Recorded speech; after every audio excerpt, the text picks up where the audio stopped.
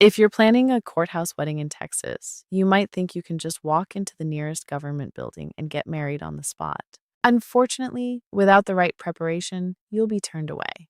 Hi, I'm Kristen Franzen, Clinical Director at Cadenza Counseling and a licensed professional counselor in Texas. Today, I'm going to walk you through the exact steps to having a courthouse wedding in 2026, including updated Justice of the Peace fees, the mandatory waiting period, and how to instantly save $60 on your paperwork. Step one is getting your actual marriage license. You do not get this from the judge. You must get it from a Texas County Clerk's office beforehand. You and your partner must appear in person with valid government issued IDs and your social security numbers. The great thing about a Texas marriage license is that it is universally valid. You can get your license in Dallas County but have your courthouse ceremony in Travis County. Just remember, once issued, you have exactly 90 days to have your ceremony before the license expires. Here is where most couples get stuck. Under Texas Family Code, Section 2.204, after the clerk hands you your license, you are legally required to wait 72 hours before a judge can perform your ceremony. However, there is a legal shortcut.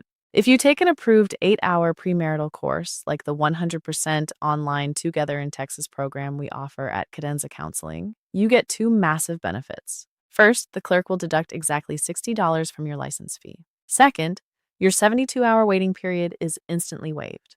You could get your license and walk straight into a judge's chambers that very same day.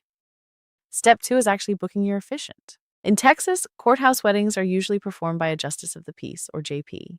Very few courts allow walk-ins, so you must call ahead to schedule an appointment. You also need to bring cash for the ceremony fee, which is completely separate from your marriage license fee. In 2026, JP fees generally range from $100 to $200. For example, in Tarrant County, the JP wedding fee is $100 but is officially increasing to $200 in July 2026. Always call your specific precinct to confirm their current rates and availability. Step 3 is your ceremony. Arrive at the courthouse at your scheduled time and hand your unexpired marriage license to the judge. Once you exchange your vows and the judge pronounces you married, the ceremony is legally complete. Under Texas Family Code, Section 2.206, the judge is then legally responsible for signing your marriage license and returning it to the exact county clerk who issued it within 30 days. The clerk will record it and mail you back your official certified marriage certificate. A courthouse wedding is a fantastic, stress-free way to tie the knot, especially when you know the rules. To skip that 72-hour wait and instantly save $60 on your marriage license, click the link in the description below to register for our official Together in Texas course. It's 100% online, self-paced, and you can print your certificate today.